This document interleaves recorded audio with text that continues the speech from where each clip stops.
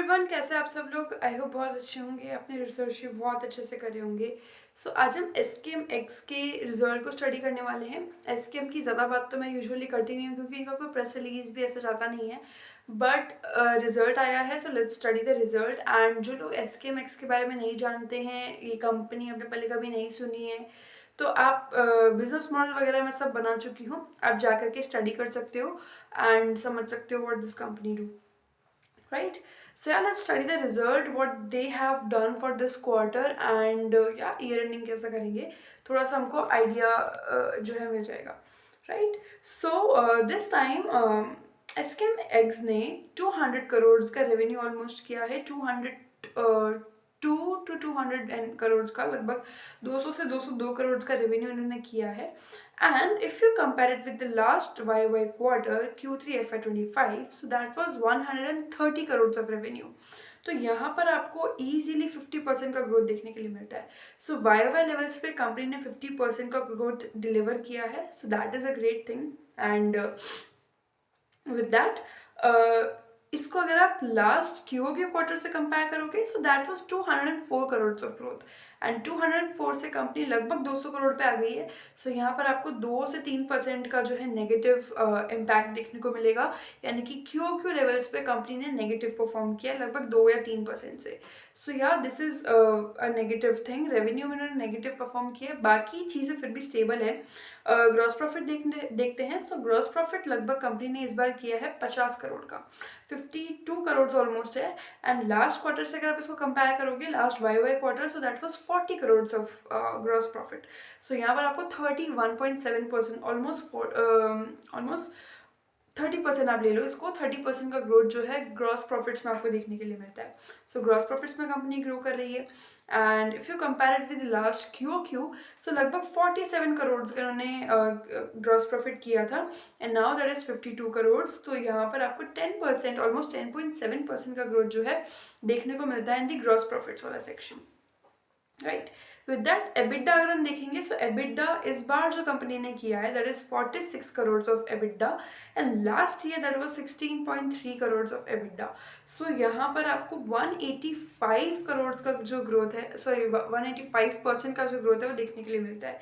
16 करोड़ से लगभग 45 करोड़ पर कंपनी आ गई in the terms of EBITDA. So ये काफ़ी अच्छा ग्रोथ इन्होंने इस बार दिया है।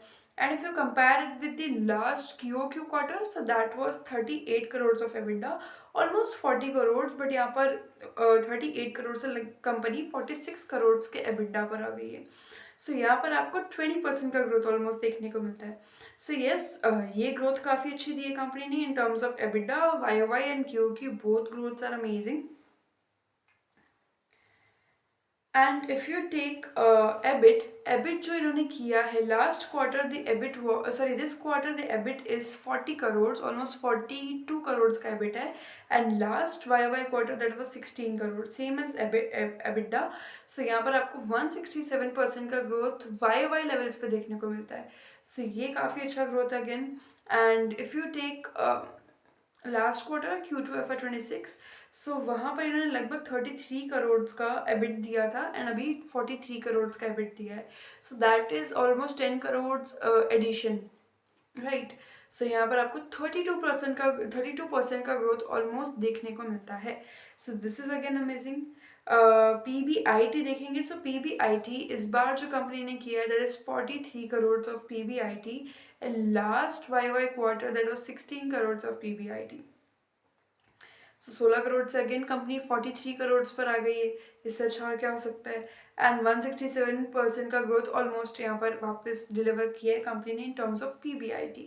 And if you compare it with last quarter Q2 quarter, so 33 crore again PBIT है, यहाँ पर कंपनी 43 करोड़ पर आ गई, सो 10 करोड़ इन एडिशन, एंड 32% का ग्रोथ ऑलमोस्ट डिलीवर किया है कंपनी ने यहाँ पर। So yes, this is again one thing. And PBT देखेंगे, profit before tax. Profit before tax जो है इस बार कंपनी ने डिलीवर किया ऑलमोस्ट 40 करोड़ का, एंड 40 करोड़ से कंपनी आ गई है लास्ट ईयर जो देखेंगे आप, अभी 40 करोड़ का दिया है, last year it was almost 10.25 crore of PBT। And यहाँ पर आपको 290% का ग्रोथ देखने के लिए मिलेगा। सो ये होता है जब आपका पिछला ईयर लो बेस पे होता है ना। अभी आपको लो बेस समझ में आ रहा होगा कि क्योंकि पिछले ईयर के नंबर्स छोटे थे एंड इस ईयर के नंबर्स ऑटोमेटिकली उनके सामने काफ़ी बड़े दिख रहे हैं। दैट इज़ वाई यहाँ पर ग्रोथ परसेंटेज अपने आप बढ़ जाते हैं। सो ये सोच समझ के एंड किस नज़रिए से आप किसी कंपनी को देख रहे हो, किसी कंपनी के रिजल्ट को देख रहे हो, वो मैटर करता है। सो यस, यहाँ पर कंपनी ने 290 करोड़ ऑफ पीबीटी का ग्रोथ डिलीवर किया in the Y Y levels. And अगर आप इसको क्यू क्यू लेवल्स पे कंपेयर करोगे, सो 33 करोड़ को ऑलमोस्ट कंपनी ने लास्ट क्वार्टर में पीबीटी दिया था and this quarter that is 40 crore of PBT. So यहाँ पर आपको 20% का ग्रोथ ऑलमोस्ट देखने को मिलता है। So this is again amazing. And PAT देखेंगे, पैट इस बार कंपनी ने किया है 30 करोड़ का and last Y Y quarter that was 7 crore, बहुत ही छोटा था। एंड लगभग 23 करोड़ का एडिशन है यहाँ पर। 298 ऑलमोस्ट 300% का ग्रोथ यहाँ पर जो है पैट में आपको देखने के लिए मिलेगा due to low base effect, right. With that अगर आप थोड़ा सा क्यू क्यू लेवल्स को देखोगे, सो 24 करोड़ से कंपनी 30 करोड़ पर आई है, that is 6 crore of addition. And यहाँ पर कंपनी ने 21% का ग्रोथ ऑलमोस्ट डिलीवर किया है। सो या अगेन बहुत ही अच्छा ग्रोथ जो है डिलीवर किया है। या इसके बाद में ईपीएस देखेंगे। ईपीएस बहुत अच्छा रिकवर हुआ है। Last year it was 1.43 rupees of EPS and this quarter that is 5.70 rupees of EPS. Last quarter that was 4.70 rupees of EPS. So बकायदा 1 रुपये से आपका ईपीएस क्यू के लेवल्स पे बढ़ गया है एंड लगभग 4 रुपये से आपका वाई वाई लेवल्स पे बढ़ गया है। तो कोई मामूली बात तो है नहीं 4 रुपये से ईपीएस बढ़ना। बहुत ही अच्छा डिलीवर किया है कंपनी ने in terms of EPS as well, क्योंकि प्रॉफिट आपका इंप्रूव हुआ तो ईपीएस ऑटोमेटिकली इंप्रूव हो गया, राइट। ग्रॉस प्रॉफिट मार्जिन देखेंगे। So gross profit margin are 26.15% for this quarter this year and last year that was 29.76, लगभग 3% से आपके ग्रॉस प्रॉफिट मार्जिन कम हो गए हैं and that is -12% of D growth. Margin आपके घट गए हैं and if you compare it with last quarter, so that was 22.91% of gross profit margin and अभी यहाँ पर जो है इंक्रीज हुआ है थोड़ा सा 26% पे आया है। So that is 14% of increase. So ये काफ़ी अच्छा किया है कंपनी ने। एंड ग्रॉस प्रॉफिट मार्जिन घट गए, so उसका रीज़न मेजरली आपका रॉ मटेरियल होता है। जब भी किसी कंपनी के ग्रॉस प्रॉफिट मार्जिन घटते हैं तो वहाँ पे एक्सपेंसेस ज़्यादा हो जाते हैं आपके, तो वो घटते हैं। अब इस कंपनी के लिए एक्सपेंसेस क्या है, इनका जो फीड है, जो ये अपने जो भी हेंस है, जो भी चिक्स है, उनको देते हैं। So due to fluctuation in feed prices यहाँ पर जो है आपका थोड़ा सा ग्रॉस प्रॉफिट मार्जिन में इफेक्ट आया। Yeah. With that EBITDA margins देखेंगे। So EBITDA margins इस क्वार्टर जो कंपनी ने किए हैं that is 23.3% of EBITDA margins and last year that was 12%.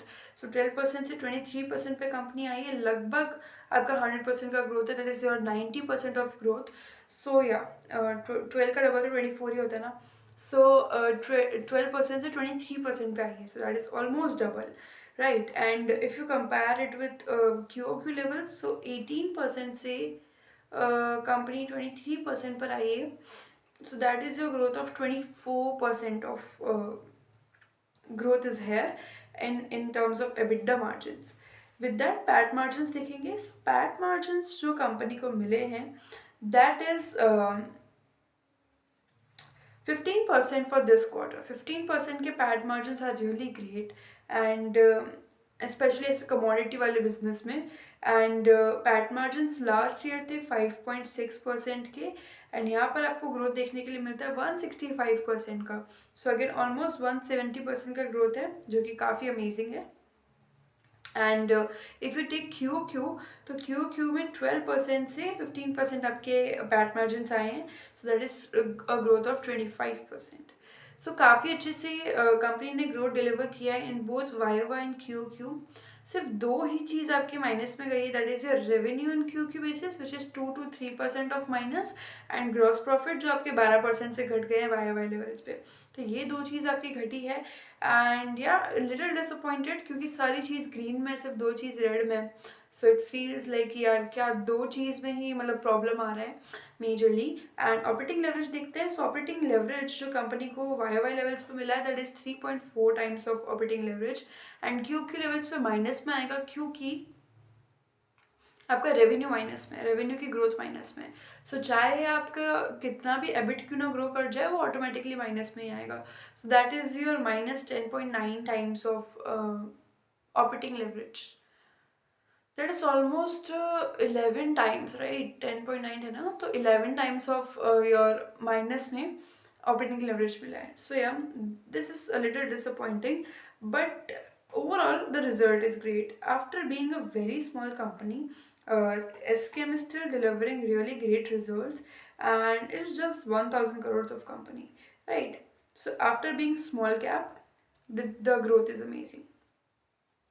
या सो अगर आप इसमें दो ही चीज़ मुझे मेजर प्रॉब्लम लगती है। एक तो पूरा का पूरा कमोडिटी बिजनेस है तो ज़्यादा प्राइसिंग पावर नहीं है, एंड अंडे में आप ज़्यादा क्या ही ब्रांड डालोगे, मतलब हाँ डिपेंड कर सकता है कि हालांकि इनका तो पूरा वो बिजनेस है, वो स्पेशलिटी वो एग का वो बना के देते हैं। सो या दैट इज़ गुड, बट इनका ज़्यादा, हाँ क्योंकि वो स्पेशलिटी बना के देते हैं तो वहाँ पे प्राइसिंग पावर है, बट जहाँ ये सिर्फ एग बेच रहे हैं वहाँ प्राइसिंग पावर नहीं होगी। And the most important thing कि थोड़ा सा फीड का जो प्राइसेस है वो इंक्रीज हो जाते हैं, that completely effects on their result.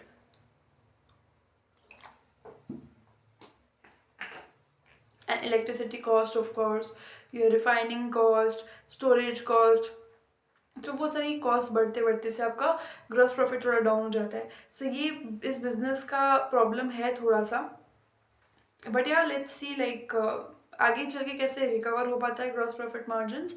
बाकी तो हमको ईयरनिंग पे पता चलेगा, कौन कॉल यूजुअली वो लोग करते नहीं हैं।